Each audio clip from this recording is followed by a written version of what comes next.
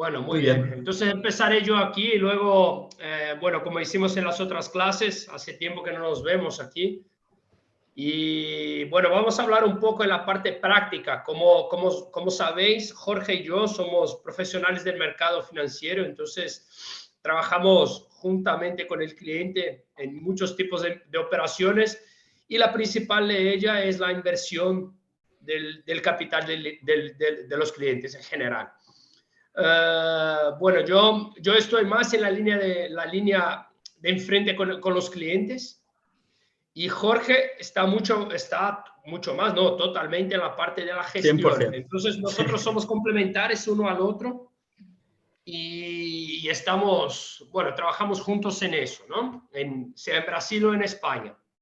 Entonces intentaremos aquí poner visiones un poco diferentes de la misma cosa.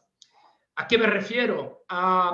Por ejemplo, a mi visión de la parte comercial, que claro, conozco la parte económica, primero por ser economista y estudiar la economía y por tener que conocer el producto para ofrecer a los clientes. Y Jorge es la persona que toma las decisiones frente al capital del cliente. O sea, ¿dónde van a invertir su capital? ¿En acciones, en bonos, en los dos? En España, fuera, en Suiza, en Brasil, en Estados Unidos. O sea, las tomadas de decisiones basados en los fundamentos macroeconómicos de dónde va a ser la inversión en general. Entonces, creo que nuestro objetivo aquí en esta conversación será que tengáis claro cuáles son los objetivos de ese curso, que sería entender el papel de la inversión en la economía. O sea, ¿a qué se pinta eso? ¿Para qué existen los mercados financieros? ¿Es solo para especular o no? O en otra parte hay también toda una parte importante que los países más desarrollados tienen un mercado de capital desarrollado, un mercado de crédito bastante fuerte, ¿no? Porque eso es importante para que las empresas puedan conseguir dinero para desarrollar sus proyectos.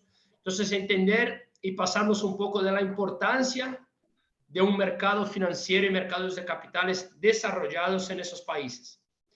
¿Cuáles son también, el punto 2, cuáles son las principales tendencias de los mercados? ¿No? O sea, la tendencia macro es tipos más altos o tipos más bajos, la inflación va a subir o va a caer, y todo eso son importantes herramientas que tenemos en mano para buscar al máximo el retorno del capital de los clientes. O sea, discutir la economía como un todo es fundamental para que consigamos saber los próximos movimientos de la economía o entender cuáles son los próximos movimientos de la economía y en eso basarnos para invertir el capital de los clientes, ¿vale? Y todos los ¿quiénes están involucrados en los mercados financieros? O sea, ¿cuáles son los papeles de los bancos centrales? ¿Cuáles son los papeles de los bancos comerciales? Todo eso hay que entender para saber cómo hacer en la práctica las inversiones de los capitales de los clientes, ¿vale? Y Además, entonces todo Bruno, eso pasa por analizar los principales mercados e instrumentos. además, ¿Cómo que los simplemente, gestores? ¿Cómo? ¿me oyes, Bruno? Sí.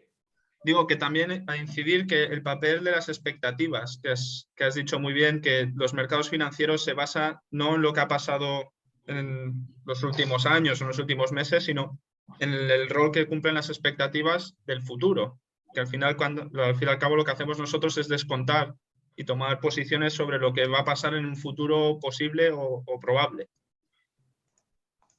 Claro que eso todo, ahí está quizá o sea, la gran dificultad para comprender cuáles son esas expectativas futuras para que o sea, tengamos la oportunidad de dar una rentabilidad más grande al capital de los clientes y es exactamente aquí para eso que estamos, ¿no? Parece algo fácil cuando hablamos, pero claro, todo eso hay muchas cosas que cambian, muchos criterios subjetivos,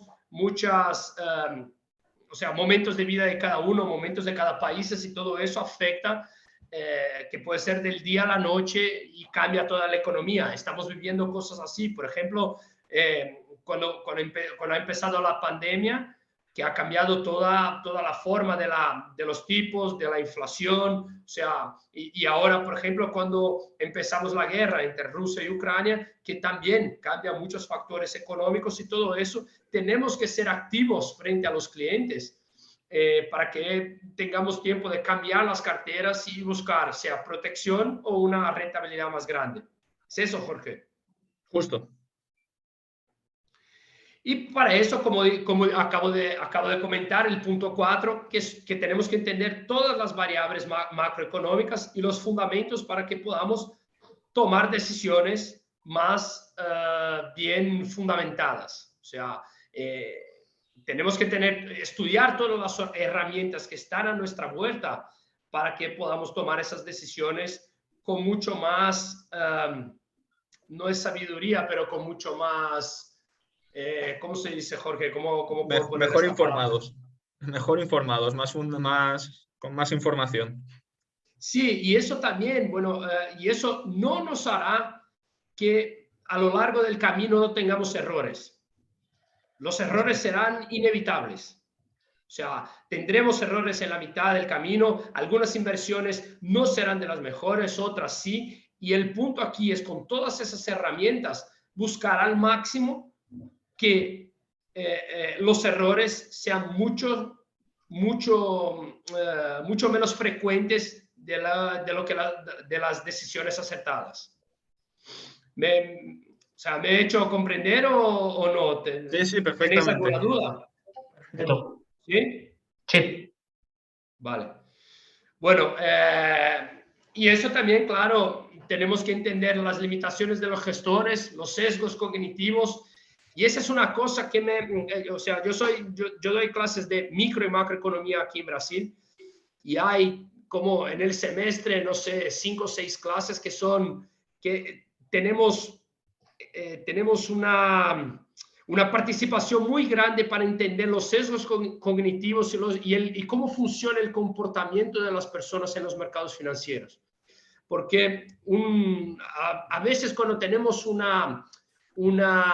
dejamos que las emociones tomen, o sea, que seamos muy emotivos y tomemos decisiones no con poco estudio de las variables macroeconómicas.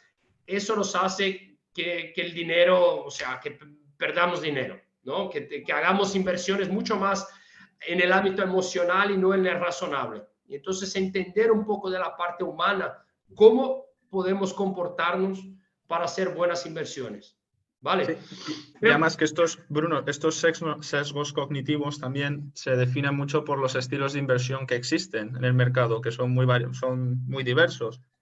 Y la forma de afrontar estos sesgos cognitivos y la forma de gestión de riesgo y todo este tipo de cosas determina mucho cómo son los estilos de gestión de todos los distintos agentes económicos que hay.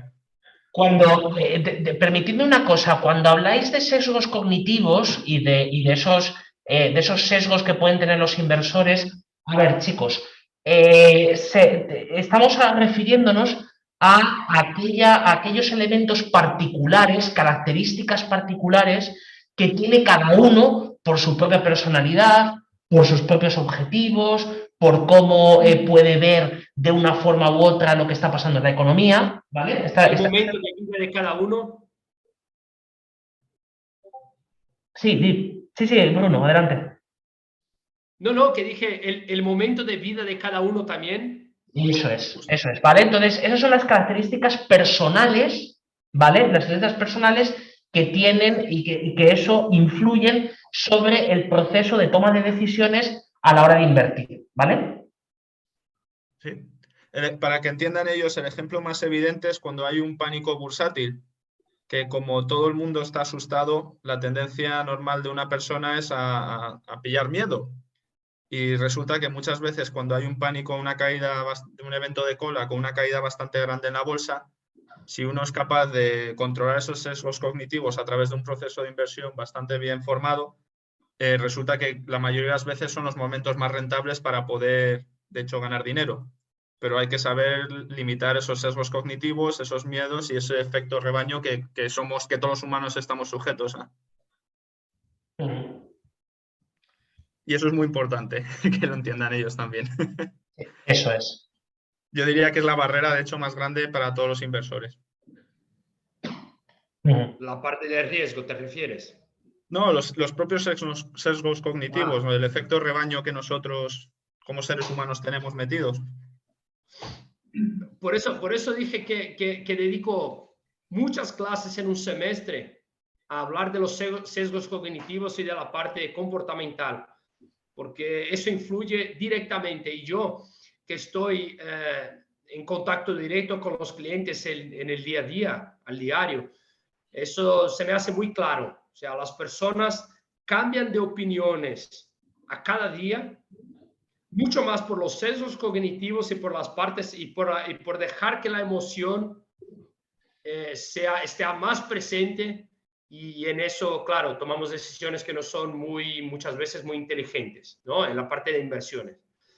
Y por final, creo que la parte importante que tenemos que llevar en cuenta cada día es la gestión de riesgo. O sea, hasta dónde podemos equivocar, hasta dónde tenemos que salir de una posición si fuera una toma de decisión que, o sea, ha cambiado por un fundamento más, por las variables macroeconómicas o por cualquier escenario que tengamos en el mundo. Entonces, esos 6 puntos creo que son importantes para, o sea, escribimos aquí como los puntos más importantes que tenemos que hablar y salir de estas sesiones con eso bastante claro. ¿Es eso, Jorge? Exactamente. Y la idea fundamental es aplicar conocimientos que tengáis a nivel de fundamentos microeconómicos, macroeconómicos, etcétera, que si el mundo de las inversiones y la gestión de activos es algo que os interesa, la idea principal es que todos estos principios de inversión os ayude a crear vuestra propia visión de mercado. Es decir, una estructura íntegra, coherente de cómo vais a asumir riesgo, cómo vais a invertir, cómo vais a controlar el riesgo, como bien ha mencionado Bruno, y que os permita generar rentabilidad para vuestros clientes. Y que es un trabajo muy interesante porque es dinámico y todos los días va cambiando, ¿no? Es un trabajo bastante apasionante. La realidad es que sí, es que es apasionante y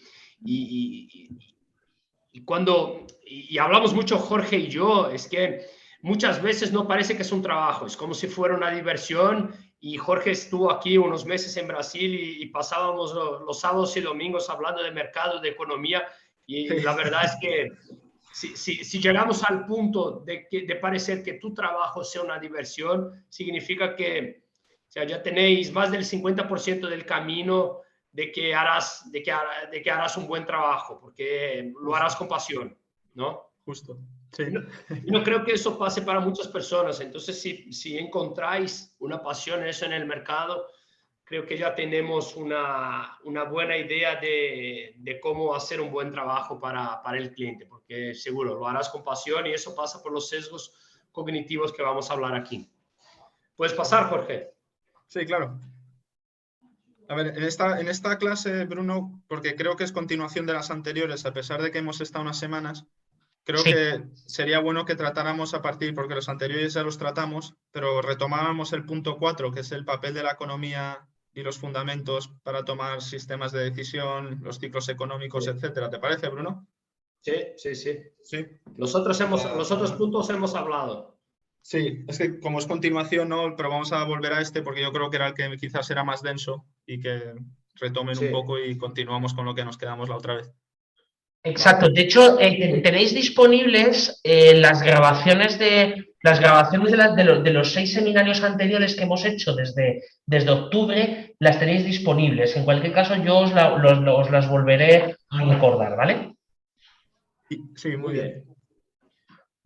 Bueno, continúo yo aquí y tú me interrumpes, y cuando vamos a la parte un poco más técnica, que es como ves tú como gestor, luego lo retomas tú, ¿vale? Claro, perfecto. Bueno, todos los 6 puntos que hablamos en esta primera parte de esta sesión, los estudios, entender las variables macroeconómicas, entender en qué parte de vida está cada uno de nosotros, como dijo Javier, para que podamos entender mejor los sesgos cognitivos y todo eso. Cuando tenemos una clara idea de la economía y una idea de lo que creemos, por lo menos, que va a pasar en el futuro, y eso será importante para la tomada de decisión de las inversiones, tenemos que ponerlas en práctica. O sea, solo estudiar, estudiar, estudiar y no hacer nada tampoco nos hará tomadas de decisiones, porque eso no es una toma de decisión, ¿no? Esa es una importante parte de la toma de decisión. Pero vale, Jorge ha estudiado todo eso de la economía, yo también, y ahora tenemos que poner el dinero en algún sitio, invertirlo en algún sitio, sea en acciones, sea en bonos, sea en internacional, sea donde sea, pero la parte de tomada de decisiones es extremadamente importante. Entonces, ¿cómo emplear estos nuestros conocimientos económicos para realizar una gestión de inversión, ¿no? Y todo eso que hablamos, ¿cuáles son esas variables que influyen en los perfiles de rentabilidad y entender cuáles son esos perfiles de rentabilidad de cada uno de los clientes, ¿no? De cada uno de los diversos activos financieros que van a componer las carteras de los clientes, ¿no? Porque, claro, muchas veces hacemos una tomada de decisión que no está en línea con el perfil del cliente. Eso no es una toma de decisión también que sea buena. Pero fue una buena rentabilidad. Sí, pero a veces hay un riesgo más grande que el cliente no quiere o no acepta con su dinero, ¿no? En ese caso, sí que ha ido muy bien la rentabilidad, pero por ser un riesgo más alto, quizá en otro momento sea una rentabilidad muy negativa y el cliente no estaba seguro de eso o no conocía el riesgo. Por lo tanto, es importante conocer todos los tipos de riesgos de los perfiles de los clientes para que seamos inteligentes o seamos transparentes de dónde estamos poniendo el dinero de esas personas, ¿vale? Y también variables macroeconómicas, como hablamos, los tipos de interés y inflación. Vivimos, bueno, estáis en Europa, vivimos en Europa, no sé, 10, 12 años de tipos cero o negativos muchas veces, ¿no? Tipos de interés. Y si estamos hablando de alguna cosa técnica, por favor, que nos interrumpáis. Si no está claro cómo funcionan los tipos de interés, si no está claro cómo funcionan esas altas y bajas de los tipos, por favor, que me interrumpáis y que sin problema ninguno damos unos pasos atrás y empezamos a hablar de algo más, o sea, más detallado, ¿vale? Porque además entonces, es muy importante, Bruno, además es muy importante sobre todo que entiendan bien los tipos de interés porque, digamos, es el precio más importante dentro de todo el sistema financiero económico. O sea, es el cual todos los demás precios de todos los activos en cierta forma se basan. Entonces es muy importante que lo entiendan y si tienen alguna duda que no duden en preguntar. Exacto, exactamente, que nos preguntéis, porque los tipos de interés en general son el coste del dinero, ¿no? O sea, si el coste del dinero es más alto o más bajo, eso cambia toda la manera de invertir. Por ejemplo, os doy un ejemplo. Yo creo ahora que el mundo va a subir los tipos de interés, o ya están subiendo, ¿no? El Banco de Inglaterra ya ha subido 2 veces, creo que esa semana sube una vez más. De Brasil hoy va a subir también.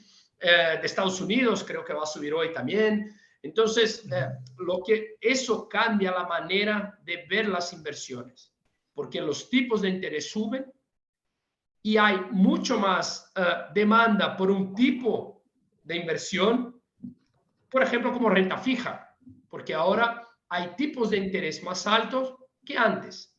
Y entonces cuando los tipos estaban cero o negativos, hay mucho más demanda, por ejemplo, para invertir en el mercado de renta variable. Brasil, por ejemplo, hace un año los tipos de interés estaban en 2% al año. Hoy vamos a casi 12 al año, por la inflación que está en el mundo todo. Entonces se suben los tipos de interés para que la inflación sea más controlada. Pero entonces empezamos ahora a cambiar las inversiones aquí de los clientes, saliendo de la parte de renta variable para los clientes que tienen un perfil más conservador, se dice, ¿no? Y entonces una búsqueda más grande por las partes de renta fija. esa es la importancia de entender los tipos de interés e inflación de cada uno de los países para entender dónde podemos buscar las oportunidades con más rentabilidad y menos riesgos posibles. ¿Puedes algo más, o Jorge?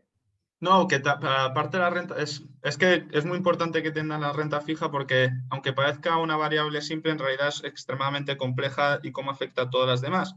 Porque no solo la renta, los tipos de interés tienen que ser altos para atraerlos, sino también tienen que estar batiendo la inflación.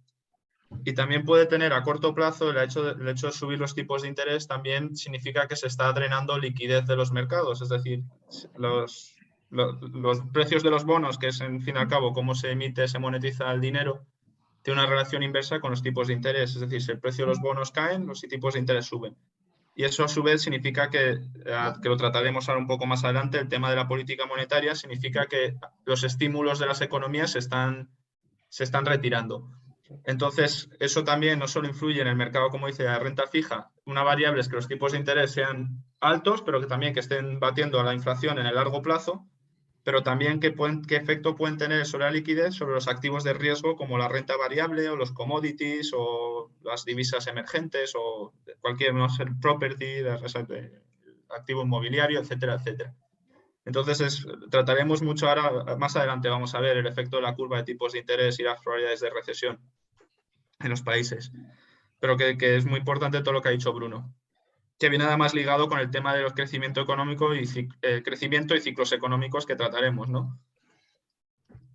Sí, y que comprender la renta fija es mucho más complejo que la renta variable, ¿no? Yo por lo menos lo veo así.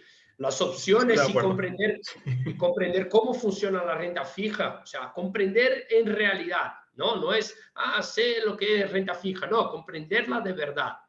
Comprenderla de verdad es mucho más complejo que la renta variable, porque las opciones son casi que infinitas.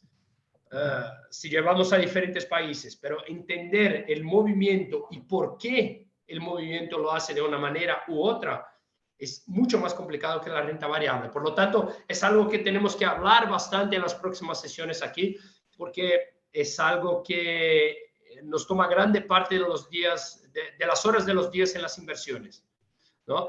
Y para completar, yo creo que entender el crecimiento de los ciclos económicos de cada uno de los países o donde tenéis dinero invertido es importante, porque eso va a cambiar también la manera de cómo hacemos las inversiones. O sea, si estamos en un momento de inflación un poco más baja o negativa, vamos por un camino. Si ahora estamos en un momento, por ejemplo, de contracción económica, vamos a otro camino, ¿no? Si hay un momento de inflación más alta, como ahora en el mundo, como en Europa, que está con la inflación más alta de los 40 años, como en Estados Unidos igual, como en Brasil, que bueno, no es de los 40 años, pero está alta también en 10% al año. ¿Cómo hacemos para hacer la inversión y hacer protección y rentabilidad a los clientes? Entonces, comprender todas esas variables es un paso antes de la tomada de decisión. Y comprender todo eso es nuestro objetivo aquí en estas sesiones. Y ahí porque además, creo que, como veremos, es que los perfiles de rentabilidad y riesgo, ¿vale?, que son las características que tienen las distintas clases de activos, tanto en retornos como en volatilidad, como veremos más adelante, vienen muy marcados por la parte en la fase del ciclo económico que estamos para cada país. Entonces, como dice Bruno, si tenemos que conocer exactamente en qué punto estamos para saber qué perfil de rentabilidad y riesgo tiene cada activo, y ahí nosotros escogemos el activo que más nos gusta para el perfil del cliente que quiera. O la combinación de activos, que también es la otra parte, cómo combinar esos activos. Exacto. Bueno, entonces después de eso creo que entramos. ¿Hay alguna duda? ¿Tenéis alguna pregunta? ¿Algo que queráis comentar? Eso es importante.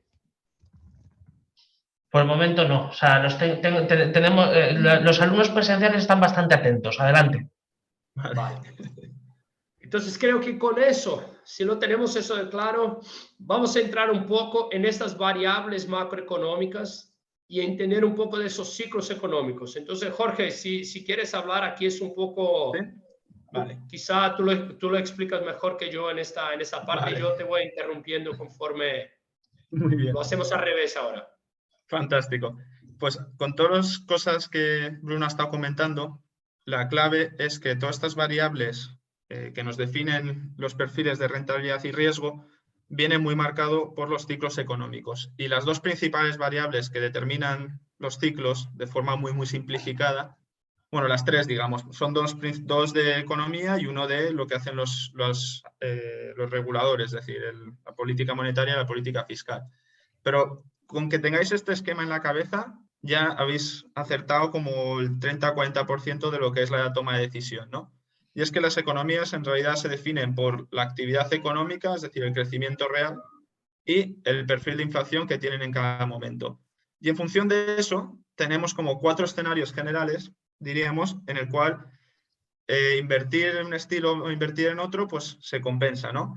El ideal para, digamos, para los activos de riesgo o la bolsa principalmente es un escenario en el cual el crecimiento es positivo, pero la inflación es baja y moderada, que es un poco lo que se define en inglés como el escenario Goldilocks, que es como el cuento de los 3 ositos, que la sopa no está ni muy caliente ni muy fría, está justo templada y perfecta. Y es un poco lo que hemos estado viviendo a raíz de la crisis financiera del 2009, ¿no? Que después, a pesar de una crisis muy dura, con todos los estímulos monetarios, etcétera, y la baja inflación, por la incorporación de China a la economía mundial, etcétera, pues ha mantenido un escenario muy bueno. Al mercado, si pasamos en un escenario de crecimiento positivo y los bancos centrales, que será, digamos, la tercera pata que entra en esta ecuación, no actúa de acorde, pues empezamos a entrar en un escenario de sobrecalentamiento, ¿no?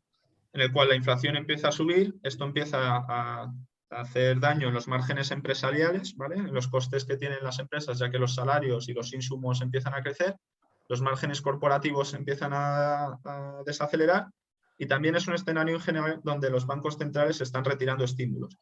Entonces, aquí el perfil de rentabilidad-riesgo es un poco más complicado para nosotros, ¿no? Tanto en cuanto porque no podemos tener los perfiles positivos de la renta fija y la renta variable empieza ya a sufrir un poquito más. De ahí pasamos a un escenario que yo creo que es un poco el que estamos todos asustados que puede estar ocurriendo, digamos, en el consenso general de economistas y financieros. Sería uno en el que el crecimiento económico es negativo y la inflación es alta, ¿no? Esto se conoce como estanflación. Y digamos que es un escenario bastante complejo porque los bancos centrales se encuentran en una encrucijada, las empresas están también con problemas de demanda y con sobrecostes que están destruyendo los márgenes empresariales, y que hay pocos activos que realmente te puedan dar rentabilidades positivas, quizás el oro o alguna cosa así, pero aquí el estilo de inversión tiene que cambiar y lo veremos más adelante cómo se cambia. Y por último, uno que es bastante inusual, ¿vale? Que es uno de crecimiento negativo e inflación baja, que suele venir asociado con una contracción monetaria. Digamos, es igual son los dos perniciosos desde un punto de vista financiero, pero quizás aquí tengas un refugio más grande en lo que es la renta fija. La renta fija de soberanos con buen historial crediticio. Por ejemplo, Brasil, comparado con Alemania, no sería un activo que lo haría bien en un escenario así, pero en cambio el bono alemán, es decir, los tipos de interés alemanes lo estarían haciendo muy bien. Entonces, si vosotros podéis hacer un dibujito de cómo está la economía, la economía mundial y cada país en uno de estos cuadrantes, y encima sois capaces de decir si las actuaciones de las autoridades monetarias y fiscales son adecuadas para ese escenario, habéis acertado bastante la película de cómo y dónde invertir. Que sería ya, pues, el siguiente paso que os vamos a enseñar cuál es la receta o cuál es el menú de aquellos activos que vosotros tenéis que elegir, dado la situación general de la economía y la macroeconomía en el mundo. ¿Todo bien? ¿Algo que añadir, Bruno? ¿O alguna pregunta? No, por ahora... Este cuadrito yo creo que es fácil de entender, ¿no? Es difícil de acertar, pero es fácil de entender. Entonces, bueno, aquí tenemos un cuadrito más de cuáles son qué cosas definen los ciclos económicos, pero yo creo que ya hemos explicado más o menos todo y vamos a pasar a este, que se ve un poco más fácil. Pero no sé si se puede poner. Es que, bueno, iba para ponerlo en uno solo, pero como hemos enseñado ahora, ¿no? Con los distintos perfiles o los ciclos, como podéis ver arriba, las principales clases de activos, que bueno, os explicaré muy fácilmente lo que es una clase de activo. La definición de una clase de activos son aquellos instrumentos financieros que tienen una alta relación cuando están en el mismo activo, en la misma clase, pero que tienen un comportamiento completamente diferente a otros. Es decir, las acciones, ¿no? Si tú coges una acción de Telefónica o una acción de Alibaba, en general se comportan bastante similar en el sentido de que tienen las mismas expectativas de retornos y volatilidad y correlación con factores de riesgo, pero no se parecen nada en esos términos, por ejemplo, con la deuda soberana americana, ¿vale? Entonces, si tú agrupas todos aquellos acciones, instrumentos financieros que tienen un perfil similar y los agrupas en las distintas categorías, de forma muy gruesa existen 4 grandes grupos, ¿vale? Que uno es la renta variable, las acciones, o el equity, como se dice en inglés. Otros son en el otro aspecto de, digamos, de volatilidad y riesgo, que son los gobiernos soberanos, que son los más seguros, los que se mueven con los tipos de interés y actúan en general como activo refugio. Y luego un espectro más o menos entre medio, que es de crédito corporativo investment grade, que es decir, aquellos bonos o créditos de muy alta Menor calidad riesgo. crediticia. Sí, sin riesgo. Y luego de lo que llamamos las patatas calientes. O sea, No, y entre eso, medias entre perdóname que te acciones y interrumpa. crédito. ¿Qué? No, y perdóname que te interrumpa rápido, pero solo para que veáis ahí lo que acabo de decir un poco antes, que entender los ciclos económicos hace con que tengamos que cambiar a cuáles tipos de inversión, a cuáles clases de activos de inversión tendremos más o menos inversión. Entonces, en el momento de contracción, de recuperación, de expansión o de desaceleración, vamos haciendo los cambios en las carteras de inversiones. Entonces, aquí en ese dibujo, lo que explica Jorge, nos pone muy claro lo que acabamos de decir en palabras, pero creo que cuando miramos el dibujo se nos hace mucho más claro, ¿no? Justo, es exactamente eso. Y arriba lo que podéis ver son los perfiles de rentabilidad para cada fase, ¿vale? Estos ya fases de definición. Y como veis, pues las acciones en una contracción económica, es decir, la parte que la economía cae, las acciones lo hacen muy mal, y los activos refugio, como los bonos soberanos de gobiernos, lo hacen muy bien. En cambio, en una expansión, que digamos es el punto álgido del ciclo económico, es al revés. Entonces, ¿vosotros qué querríais hacer? En una contracción, o si sabéis que nos acercamos a una contracción, queréis vender acciones y comprar bonos estatales. Si creéis que vamos a entrar en una expansión, al revés, queréis comprar acciones y quitaros todos los bonos.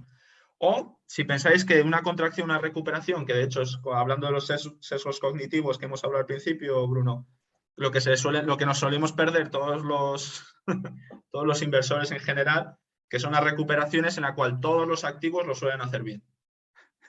Porque volviendo a esta parte, los bancos centrales entran a estimular. Entonces, aunque estamos en un escenario así, cuando el Banco Central ya hace la política correcta, dado ese escenario, que suele ser después de una contracción, bajar los tipos y estimular, todos los activos financieros lo suelen hacer bien.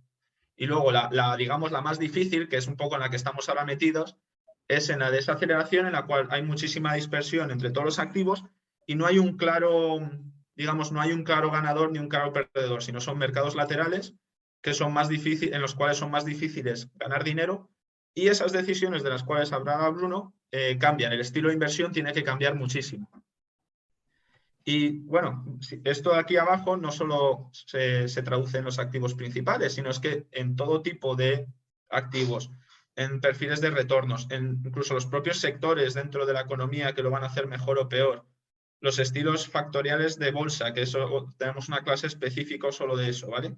Que es cómo definir dentro de las acciones las características fundamentales de las empresas, cómo determinan si son más rentables o no en cada escenario. Pues todo eso se traduce en que cada fase del ciclo se tiene que traducir en un perfil de riesgo óptimo, que como, aunque parezca muy redundante, es muy importante, que va de muy bajo a alto, muy alto y otra vez bajo. Y por eso es tan importante saber en qué punto estamos dentro de la economía. Y ahí va una pregunta que es un poco difícil. Nos parece, cuando miramos ese dibujo, nos parece mucho más fácil. Bueno, si estamos en un periodo de expansión, vamos a poner el 11% ahí en determinada clase de activo. Pero si preguntamos ahí, estamos aquí, no sé en cuántas personas estamos, en 17 personas. Si preguntamos a cada una de las 17 personas, o si preguntamos a Jorge, Javier o a mí, quizá no lleguemos en un acuerdo de cuál es el momento que estamos viviendo. Justo. O sea, no es tan fácil. A veces sí, pero a veces no es tan fácil saber en Has dado cuál justo momento. en el punto, Bruno. Has dado justo en el ¿Qué? punto. Sí. Eso es la clave, lo justo que acabas de decir. Que si Claro, porque, preguntases por a ejemplo, todos, cada muchas uno te personas diría pueden uno. decir, exacto, ahí está la cosa, percibir en cuál de los ciclos estamos. Y no es una pregunta exacta como 2 más 2 es igual a 4. No es, porque, por ejemplo, Jorge puede pensar que estamos en una zona de desaceleración. Pero, ¿y si los PIBs, ¿no? La riqueza de los países sigue creciendo? Están creciendo ahora porque el año pasado hemos tenido años malos por la pandemia y todo eso. O sea, aquí el punto principal es cómo podemos tener la respuesta más fiable posible de cuál ciclo de la economía estamos. ¿Es una pregunta a mí o a los alumnos? No, a cualquiera que sea. Cualquiera. Puede ser Si para ti. Javier, ¿alguien quiere contestar? ¿Se O atreve? alguien quiere compartir porque, no sé, claro, es interesante. Javier. ¿Nos oye, Javier? Creo que a lo mejor ha salido de la clase. Bueno, vale, entonces a ti. La respuesta es que no hay una respuesta. Yo utilizo mi propio, lo que hablamos al principio, yo utilizo mi propia visión de mercado con mi propio sistema, que más adelante yo os enseñaré factores que yo utilizo o variables para yo tomar esa decisión en qué punto estamos. Y si queréis os enseño un pequeño gráfico de cosas que yo miro, ¿vale? Mientras, no sé si estará Javier, pero simplemente un inciso para que visualicéis. Yo tengo creado mis propios indicadores, ¿vale? Entonces, yo aquí analizo esos ciclos que estáis viendo. Estos los tengo definidos tanto para inflación como para economía, para Estados Unidos y Europa. Y ahora mismo, pues los tengo así. Sería esta línea amarilla y esta línea negra. Entonces, cuando yo digo, creo que estamos en desaceleración, pues porque veo que esta tasa de crecimiento que había antes ha aumentado muchísimo, ha tocado un pico, que además son 3 desviaciones estándares de su media, y ahora ha vuelto completamente a la parte negativa. Y la inflación está cayendo muchísimo. ¿Cuál es el riesgo que yo corro? Que puede que me esté adelantando muchísimo. Pero, a un punto de vista financiero, el adelantarse tiene sus pros y sus contras. El adelantarse, lo bueno es que más o menos vas cogiendo precios mejores. Lo malo es que sufres. La rentabilidad, todos esos meses que estás adelantándote, pues va en contra tuya y vas sufriendo. Lo bueno, si al fin y al cabo te has adelantado y tienes razón, has cogido precios muy baratos y entonces tu rentabilidad es muchísimo mayor a pesar de que hayas tenido esos meses en negativo. Pero siempre, desde un punto de vista de un inversor, lo ideal sería evitar todos esos momentos negativos a pesar de que te adelantes de algo. Y ahí se utilizan otras estrategias alternativas para poder mitigar esa visión general que tú tienes de mercado, cómo mitigarla. Y no es fácil. Pero eso es mi respuesta. Por eso yo creo que estamos pasando precisamente a esta fase de aquí. Y es más, lo que está pasando en los mercados, fíjate, China ayer, la bolsa china hoy, ¿a cuánto está subiendo? Un 16% después de que lleva caída un 30 y pico por ciento en 2 semanas. Todo eso son características muy grandes de una fase de desaceleración. No sé si estaréis de acuerdo, pero mira, el siguiente punto que íbamos a hablar, que era el de la probabilidad de recesión, pero quizás lo dejamos para la próxima clase, ¿no, Bruno? Sí, creo que sí. Bueno, ya que me preguntaste, yo creo que sí, que estamos también, estoy de acuerdo contigo. Yo no creo que estamos en la zona de desaceleración, pero creo que entraremos en ella. La clave aquí es entender o tener en cuenta de cuándo será esta parte de cuándo entraremos en este ciclo, ¿no? Ahí está, porque si tarda mucho, si tomamos las decisiones de inversión para este próximo ciclo y tarda, no sé, 2 años en llegar, sin duda sufriremos con la volatilidad en ese periodo. Pero si Sí. tarda un mes en llegar, quizá hemos entrado antes y tengamos precios mejores y tenemos mejores rentabilidades a lo largo de este periodo, ¿no? Entonces Sí, es como un trade-off, más o menos. sí, justo. Solo te iba a poner para que veas que no estoy tan loco en mi apreciación. Este es el Atlanta Fed GDP Now. Para que lo conozcas, yo seguro que lo conoces tú, Bruno, pero para que lo conozcan los alumnos es como una estimación en tiempo real de dónde está el PIB americano, el GDP. ¿Lo conocías tú, Bruno? Sí, sí. Mira cómo está ahora. Y además Ese creo que hoy gráfico con no lo los... había visto. Sí, esto es ha estado en negativo desde el 24 de marzo. Ha subido a 0,5 anualizado, o sea que es bajísimo, es casi cero eso. Y hoy con los retail trades que han salido se estima que vuelva a negativo. O sea que no estoy tan alejado de que estamos en más aceleración. Con la Reserva Federal hablando de subir tipos 7 veces. Suele ser si volvemos a esto de aquí, ¿lo ves? Este pequeño grafiquito, para que los alumnos vean que simplemente es esto, estamos pasando de high inflation a negative growth con una política monetaria inapropiada. ¿No? Y eso suele ser una receta bastante, a corto plazo, una receta bastante negativa para los Sí, sí, mercados. sí. No, no, estoy Entonces, de acuerdo simplemente con eso. Sí, ¿no? Y para que vean los alumnos, pues, ¿qué haríamos? En una desaceleración, ¿qué activos compraríamos? Pues mercado monetario, materiales, energía, factor growth, factor quality. ¿Por qué están los materiales en energía? Precisamente lo están haciendo fenomenal. Y quizá, no, claro, y quizá si vuelves una página antes, si nos Sí, puede quizá explicar en 2, 3 palabras otra vez. No, no, la otra. La que pone esto, appropriate, eso. sí, ¿A qué te refieres con esa apropiada o no apropiada en cada una de esos que sitios? el nivel de estímulo y la política está de acuerdo con el escenario en el que estás. Es decir, que si tú estás en este escenario, la política que se está haciendo es para este escenario. Entonces, eso sería apropiado.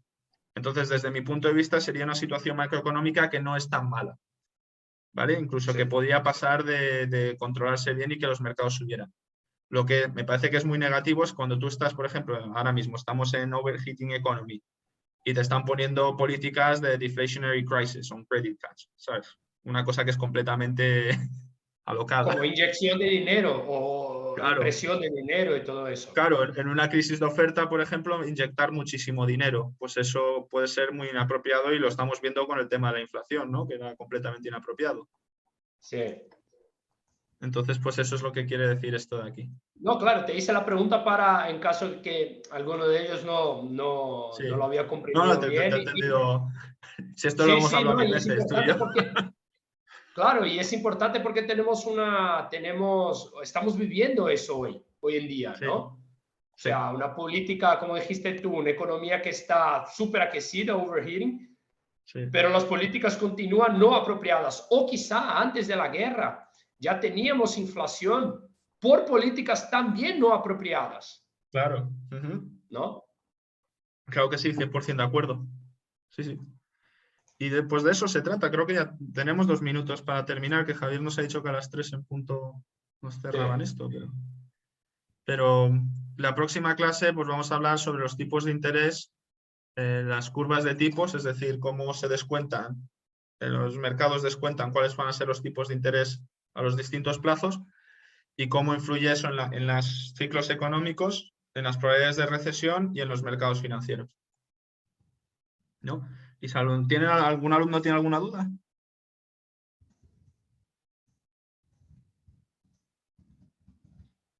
Hola. creo que estamos. Sí, ¿no?